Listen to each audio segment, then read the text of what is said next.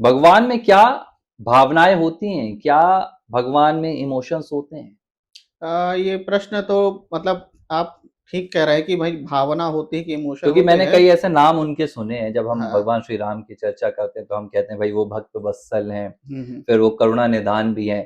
तो ये तो भावनाएं ही है ना, भक्त वत्सल होना, करुणा होना। देखिए, यदि आप ऐसे कहेंगे ना कि क्या भगवान में भक्त वत्सल हैं, करुणा, तो हाँ, भगवान तो भक्त वत्सल हैं और करुणा सागर हैं। तो करुणा ये सागर है। सारे जो गुण कहे जाते हैं ना, जिसको आप कह रहे हैं कि इमोशंस हैं, तो ये भक्तों की अपेक्षा से बिल्कुल भगवान में होता है। लेकिन यदि स्वरूप की बात करेंगे तो भाई भगवान तो इनसे परे हैं। लेकिन किसी न किसी जैसे भक्त ने उन्हें पुकारा या भक्त के प्रति भगवान करुणा करते हैं, दया करते हैं, तो ये भगवान में गुण होते हैं। यदि आप इसको इमोशंस के रूप में यदि लेना चाहें तो हाँ, हम ऐसा कह सकते हैं कि भगवान में इमोशंस होते हैं। और भगवान उन इमोशंस से मतलब कि जैसे भक्त ने पुकारा, प्रार्थना की, तो भगवान करुणा भी करते हैं। इसलिए भगवान को भक्त वत्सल भी कहा जाता है, करुणा सागर भी कहा जाता है, दया सागर भी कहा जाता है।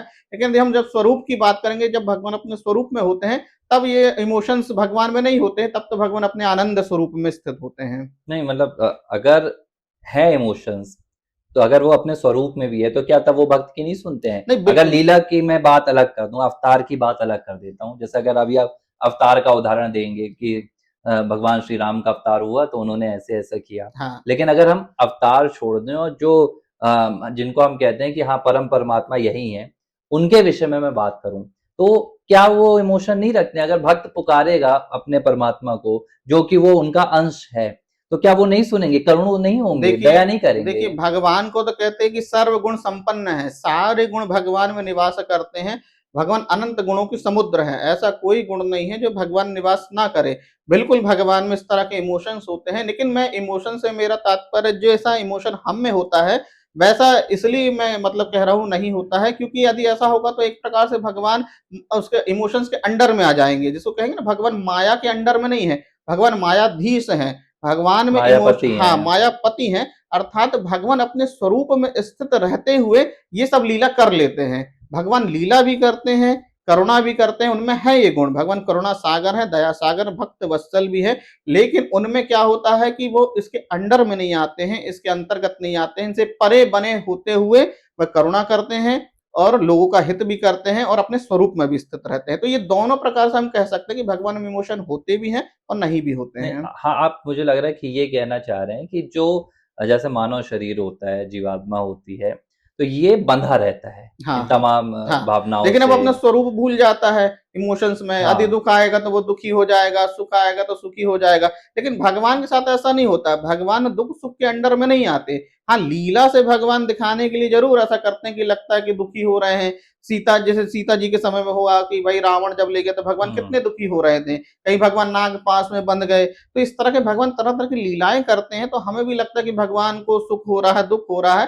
तो इस तरह का इमोशंस भगवान में नहीं होता है। भगवान अपने स्वरूप में स्थित होते हैं। लेकिन हाँ, लीला से भगवान ज़रूर ऐसा दिखाते हैं कि वो सुखी हो रहे हैं, दुखी हो रहे हैं। एक मानवीय मतलब चरित्र मतलब दिखाते हैं। और जो आपने कहा कि जो परमात्मा स्वरूप है, जिसको आपने कहा ना, अवतार के बारे में ना कह के हम जो साक्षात परमात्मा हृदय में बैठा है या सर्वत्र, तो उनमें भी हम कहेंगे कि उनमें भी लीला से ये सारे गुण होते हैं। और भगवान में जो भी गुण होते हैं इस तरह के, वो स्वरूप में स्थित होते हुए भगवान इन गुणों का निर्वाह करते हैं, अर्थात अभिनय कर लेते हैं भगवान अच्छा, एक प्रकार जैसे से। जब हम याद करते हैं भगवान को, ठीक है? जब हम उनको प्रार्थना के ज़रिए याद करते हैं, साधना के ज़रिए याद हाँ, करते हैं अलग-अलग तरीकों से, तो हमारी उनके प्रति भावना रहती है, बिल्कुल, लगाव रहता है बिल्कुल। और हम अटैच्ड फ़ील करते हैं कि, और हाँ, हम कहते भी हैं कि भई आप अपने आप को मानो कि हाँ। आप उस परमात्मा के अंश हो, इस तरह की तमाम बातें रहती हैं। तो क्या इसका रिवर्स नहीं होता है? भगवान भी देखिए अपने अंश के प्रति लगाव नहीं रखता है, देखिए वो भ अपने अंश के प्रति अटैचमेंट नहीं नहीं, रखता बिल्कुल है? रखता है, लेकिन भगवान ने देखो क्या कहते हैं भगवान। भगवान कहते हैं कि सारे जीवों को मैंने पैदा किया है, इसलिए सारे जीवों के प्रति मैं सम हूँ। ना मेरे लिए कोई प्रिय है, ना कोई लिए मेरे लिए अप्रिय है। लेकिन जो विशेष प्रकार से मेरे शरणागत हैं, जिसने मुझे ही सर्वे सर्वा माना है, मेरे को जिसने सरेंडर कर दिया है, फिर मैं उसके प्रति मतलब अटैचमेंट रखता हूँ। देखो यहाँ भगवान ने शर्त रखी है। नॉर्मल भगवान अटैच, भगवान क्योंकि माया से परे हैं, तो भगवान उस सुख-दुःख के अंडर में नहीं आते। लेकिन यदि कोई हम विशेष समर्पण कर दें भगवान को, अब भगवान विशेष कृपा करते हैं। इस प्रकार हम कह सकते हैं कि भगवान में मतलब सारे गुण होते हैं और कुछ विशेष गुण होते हैं। तो वो विशेष गुण के कारण भगवान अब जीव से अटैच हो सकते नहीं, हैं। इससे पहले आपने चर्चा की तो आपने बताया कि जो भगवान का शरीर होता है, दिव्य शरीर होता है, उसमें एक रूप आनंद का होता है, तो आनंद भी तो एक इमोशन है ना? नहीं, आनंद इमोशन नहीं है, आनंद जो स्थिति है। स्थिति है। और आनंद को आप ये मत समझेंगे वो सुख है। हैप्पीनेस हाँ, ये क्या सुख कहा दुख से जा सकता परे है। की स्थिति है, ये एक रस स्थिति है। सुख दुख तो देखो बदलता रहता है, और आनंद क्या होता है, वो बदलता नहीं है, आनंद हमेशा एक सा रहता है। या आप आनंद को ऐसा समझ सकते हैं कि सारे दुख की निवृत्ति के बाद जो शेष बचता है वह आनंद है, और वह आनंद स्वरूप में होता है। नहीं तो देखिए नॉर्मल तो भाई देखो, हम जब सुखी होते हैं तो वो हमें को स्वरूप से ही सुख मिलता है, लेकिन हमें वो लगता है कि हमें किसी वस्तु के प्राप्त करने से हम सुखी हुए, या किसी वस्तु के हमारे हमें मतलब हमसे दूर चले गए तो हम उससे दुखी हो रहे हैं। लेकिन वास्तव में हमें सुख मिलता है हमें स्वरूप से, तो स्वरूप को हम आनंद स्वरूप कहते हैं, वो सुख दुख से थोड़ा परे की वस्तु होती है।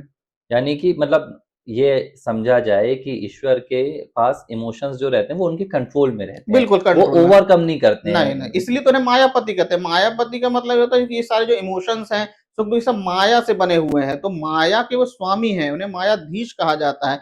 यदि वो इसके अंडर में हो जाएँगे तो वो तो साधारण जीव की तरह हो जाएँगे, पर जीव में और भगवान में क्या अंतर रह जाएगा? लेकिन हाँ, जो विशेष रूप से भगवान को समर्पित हो जाते हैं, तो भगवान उसमें दया भी करते हैं, उनमें करुणा करते हैं। फिर हम ये कहेंगे उनमें, या तो आप इसको देखिए सरल भाषा में ये कहें कि उनके पास दिव्य इमोशन होता है। हाँ, वो हम प्राकृत इमोशन ना कहें कि भगवान का इमोशन भी दिव्य है, तो इस तरह से मतलब आप इस और आंसर संतुष्ट हो भक्त सकते को हैं। दिखाने के लिए वो भावुक भी हो जाएँगे, वो बिल्कुल, करुणा भी दिखा देंगे, दया बिल्कुल। भी दिखा देंगे, लेकिन स्वयं के लिए वो नहीं होता है ऐसा नहीं, उनका। वो आनंद स्वरूप है, उन्हें क्या कमी है कि वो किसी चीज़ के लिए दुखी हों या हुँ। क्या मिलने में सुखी हों, उन्हें तो संपूर्ण सब चीज़ प्राप्त ही है।